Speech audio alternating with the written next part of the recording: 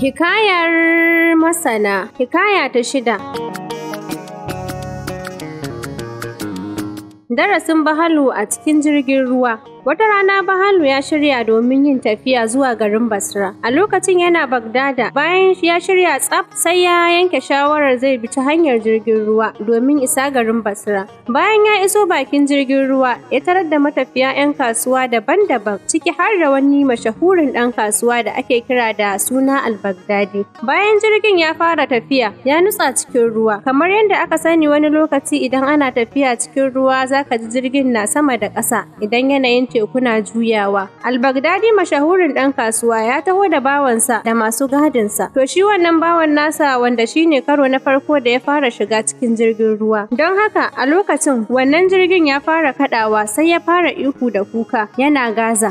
Akai ya nutsu amma ya kasa fahimta da sauraron kowa. To da haka ta faru sai Bahalu ya roƙi Al-Baghdadi ya bashi dama ya amfani da wasu shawarwari nashi domin ya natsar da wannan bawa ya dawo cikin hayyacinsa. Baghdadi ya ce, kana ganin zaka iya Bahalu, domin ni kaina da nike shugabansa baya iya bin umarnina. Bahalu ya ce, haka ne, amma abin da nike so ka bani shi ya zamo ƙarƙashin ikona na wani lokaci, sannan a bawa masu gadi umarni su ma su dawo ƙarƙashin ikona na ɗan wani lokaci.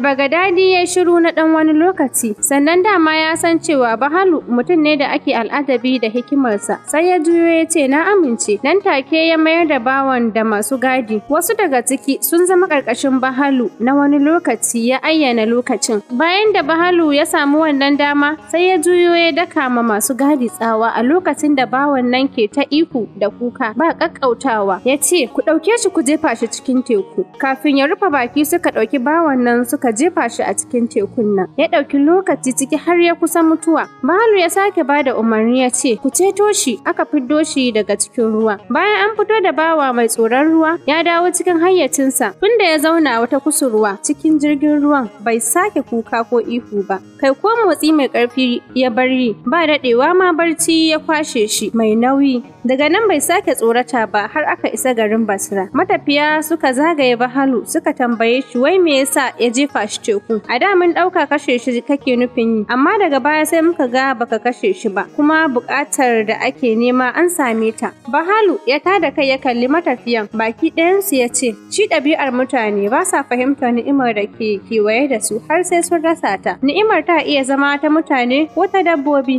ko ta abin amfanin yau da kullum. Shi yasa zaka ga hatta mutanen kirki ba a fahimtar amfanin su sai lokacin da Allah ya ɗauke su, wato bayan rasuwarsu. Kenan ba a gane hakikanin amfanin mutum sai bayan ba shi. Kaɗan ne cikin dubbai ke fahimtar muhimmancin mutum ko abin amfani a sadda yake tattare da su yana amfanar su. Wannan dalilin ne yasa shi wannan bawan bai san daraja da tsadar inda yake ciki ba, wato shi jirgin ya zame masa garkuwa ga mutuwa, amma bai iya fahimta ba saboda yana cikinsa. Amma da aka raba shi da shi sai ya faɗa cikin haɗarin da jirgin ya tare mishi, sai ya dawo cikin hayyacinsa, ya gane jirgin wuri ne na natsuwa, kariya ga halaka. Bahalu ya ƙara da cewa mutum ya dage duk abin da zai aikata ga mutane ya aikata saboda Allah, saboda ba za su fahimci yana da amfani ba sai bayan ba shi, kuma idan yayi don su yaba mishi to ba shi da lada, kuma gashi sadda yake raye ɗabi'ar su ba sa gane ni'imar da ke cikin su, ma'ana yabon da yake so ya samu bai samu ba, kuma ya rasa amfanin gobe kiyama. Al'ummar cikin jirgin ruwa suka cika da al'ajabin wannan darasi da Bahalu ya basu har suka dawo gida Bagdada.